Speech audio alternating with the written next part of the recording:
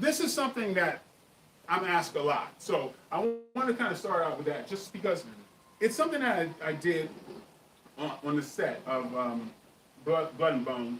And it's probably the thing that people that most martial arts ask me about. And sometimes they get it, they grasp certain parts of it, but I'd like to spend this time just to reiterate and just make it very clear. What I'm going to do is I'm trying to do a thing where I'm leading with the weapon. And a lot of times you see people lead with their body instead of the weapon. It's essentially kind of overcoming certain mechanics. Now, I'll first demonstrate the same way I've demonstrated with several people. Now, so I've never done this with you, right? No. Okay, never done it with. So now, this will be a live demonstration and showing how it works, okay? Hold your hand up, okay? Now what you're gonna do is you're gonna not let me hit your hand. Not like you. Okay. Do not let me hit your hand, okay? Now, I'm gonna throw 2 punches, all right? Notice the difference between the 2 punches. You ready? Kind of nervous. No, don't put your hand up. Fine. Okay, do not let me hit your hand, okay? Just target. Here's the first punch. Ready? Yeah. Do not, just move it out of the way. Ready? Okay. Now, that was the first punch. Was it slow? No. Was it slow? No. Okay, now, hold it up again. Here's the second punch. Okay? Do not let me hit your hand. Do not let me hit it. Okay? Don't give me so much pressure. Okay. No, just don't. Right. Are you ready? I'm ready. I'll slow No, it down. okay, no. Don't let me hit it. Okay, Don't let me hit it. Okay. Do not, no matter what, do not let me hit it. Okay. Okay. This is the demonstration, right? Now look, he's never done this. He's a professional fighter. We all know. This was not staged at all, was it? No, I've never done that. I've seen the bit with you and Kimbo, but it was just from my side. The first time seemed faster, but I guess you were kind of showing me. Second time was super slow, but I couldn't get out of the way. Yeah. So that's the point. If anybody's to learn anything, is that technique beats speed. Now it's about controlling yourself. Now what I did, especially from this angle, you should be able to see it a little bit clearer. It's harder for him to see because he's directly in front of me. Just like if I'm directly in front of you, you may not be able to tell that my hand has started moving.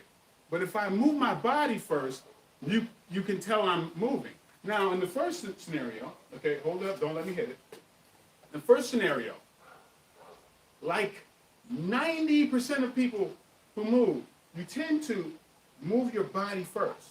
Now, an accomplished fighter is going to be able to see that. Okay, do not let me hit it. Ready? Ready? Okay? Which is natural. Okay? Do not let me hit it. Okay? Now, keep it up. Yep. All right? I'll get back here. I'll drop my hands here. Do not let me hit it.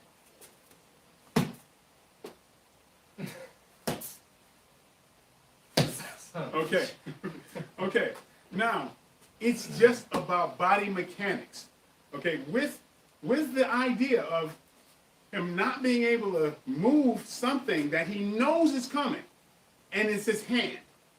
Would you be able to move your face out of the way?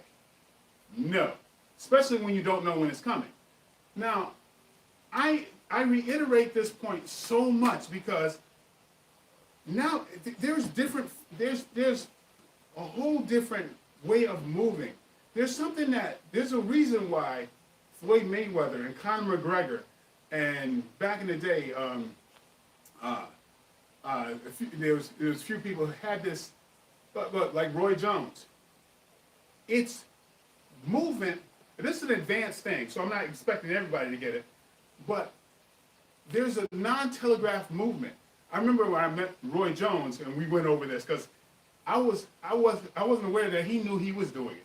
John Jones does it to a certain degree too, because he's absolutely relaxed before exploding.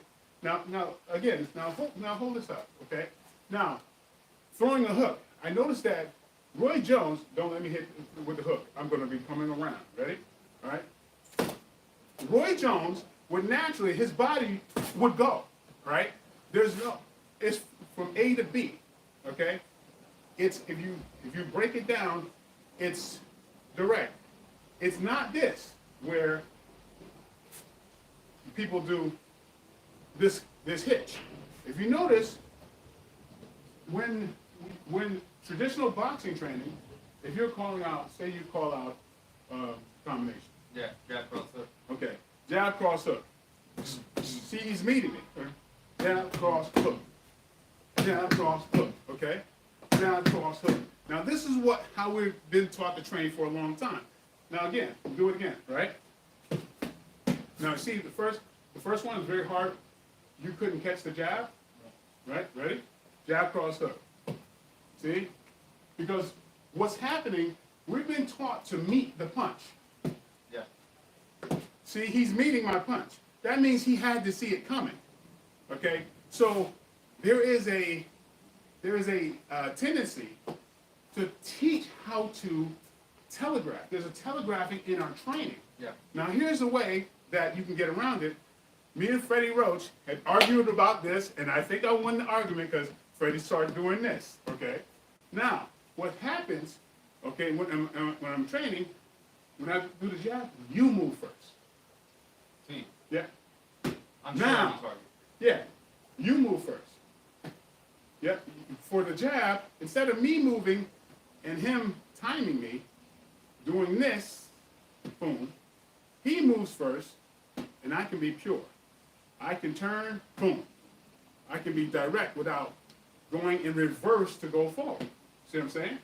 So when we do jab, cross, hook, you start moving, boom, boom, boom. All right? Then I can not have to, telegraph before I do anything. You look at a lot of boxers. I become the lead in that dance. Yes, exactly. You're going to lead in the dance. What happens when we're taught to do this? Yeah. You slow that down. It's this. Going in reverse to go forward. Reverse to go forward. Reverse to go forward. I'm doing all of this before my weapon comes out. When I do this, and my body torques with it, I lose no power. It's just that I lead with the weapon. That's what I'm doing. Okay? Now hold it up again. Now, if I'm 225, okay, now there are certain things that you can build on top of this with still the same thing, don't let me hit it. Now, I have to move my entire body to hit it. I have to get all the way to here to hit it, right? Don't let me hit it. So if I'm moving, if I hide my movement, it's easier, right? All right? So in this way, I have to move my entire body across. Even though he knows it's coming, he may not be able to move out of the way. Some of these things are for some are more advanced fighters. That's what this is for. Since a lot of people ask about it, I wanted to break this down first. So with this, you can replay it, you can get it in. You'll understand why there is an old guard of fighting and then there's a new guard of fighting. If you study Mayweather, Canelo Alvarez, it's a great way to look at it. Canelo was loading, Mayweather was seeing it. Yeah, and also, like say if we're getting a fighting stance, well, Canelo would load, you'd load, and Mayweather was on top of it, but Mayweather did not have any telegraphing. He would go direct. And of course, Canelo is an amazing fighter. And Mayweather made him look like an amateur in that fight. Yeah. Early in his career, I will say, but still. Yeah, but he was unbeaten at that time. That was early in Canelo's career. Yeah, early in Canelo's career.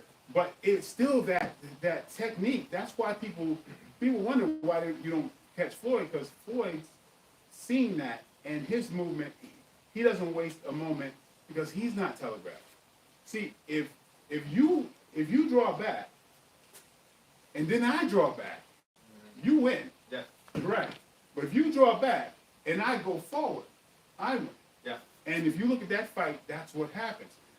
Another aspect is fighting in the pocket. A lot of traditional fighters they're outside of the pocket, they get in, and then start fighting in the pocket.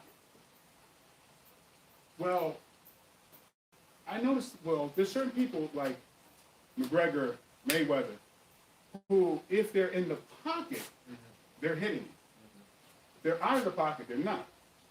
So if I come in the pocket, I want to come with company. If I get in the pocket, I want to be here. Okay? I want to have some, because if I move here, you can crack me right there, right? But if I start moving and I throw my weapon before getting in the pocket, and then you meet me, you're going to lose because I have momentum with me. So that's the idea of striking. It's a little advanced. I'm getting this out of the way early. But striking, starting with your weapon, which is what I'm doing here. I'm starting with my weapon, and I'm maximizing my kinetic energy as I'm moving. All right? So when I arrive in the pocket, I arrive with momentum and all my power behind it. So I'm not going to, I never believed in getting in the pocket and now starting to fight. If I'm outside of the pocket, I'm not fighting. I'm striking outside of it coming in. And if you look at Mayweather and Aldo, that's precisely, if you see how that happened. Mayweather, Canelo? Oh, no, not Mayweather. I'm talking about McGregor. McGregor. Yeah. McGregor, Aldo. Yeah. Yeah. Didn't chamber at all. Yes. McGregor just threw this left counter. He just, boom. Aldo was complete chamber. And he that's the old guard versus the new guard. And what's blowing my mind is that people are not on top of that. McGregor, the way he's moving, he's always bringing his power with him inside or outside. Mm-hmm. When he fought, what's the guy who he took the heavier title from? When he took it from Eddie Alvarez? Look at the combination, that final combination, where he brought his power with him going back and then forward. Yeah. All right? It's like his economy of movement is unusual. Not many people are moving like that. And that's the idea of striking, using your body weight, using your center, and he moves his center. He doesn't have to get planted and then throw it. That's the difference. And if somebody doesn't grasp onto that, he's going to always have the advantage. Mm-hmm. That's one of the things I've been a proponent of, that kind of movement for a long time. And when I saw it in McGregor, when I saw it in John Jones, I'm like, I thought more people would be getting on top of why they're so effective, but it just still seems to be a big discrepancy between them. And part of the reason is, you said, this could be a whole other conversation, but pad work and fighting are sometimes two different realities. True. Right? You pad work a certain way, it's a dance, it's a confidence builder, it's repetition, but you fight sometimes very different. You're saying you should be incorporating the fighting style more into the way you're working pads. Yeah. That way not to train bad muscle memory. Right, exactly. Because really, when it comes to muscle memory, it may take 5,000 repetitions to instill muscle memory. It takes double that to retrain it. And so there's a lot of times when you look at things, and I try to put a lot of the things that I've learned into the movies. Mm-hmm. Like studying how someone moves. Like you see somebody jabbing, and their natural jab is down here. Like a lot of Nate Diaz. Jab, the punches go all the way down here, right? Mm-hmm. They don't tend to change that once they get in the ring. It's still something that continues to happen. Yeah. But you have to have you have to be on top of your tools to be able to manipulate that. So if his hand goes down, you don't have time to go in reverse and capitalize on that. The hand goes down, you have to be able to explode. Okay? It's just that, muscle memory gets in there, and so a lot of times the easiest way to fight someone is you see that they have certain tendencies. Study the footage, see the wrong muscle memory, exploit that in a fight. Exactly. Yeah. But the only way you can exploit it is to being on top of your game. So you have to be able to access your tool at a moment's notice. You have to be able to explode. You can't have some kind of dally in your movement. You got to be on top of that.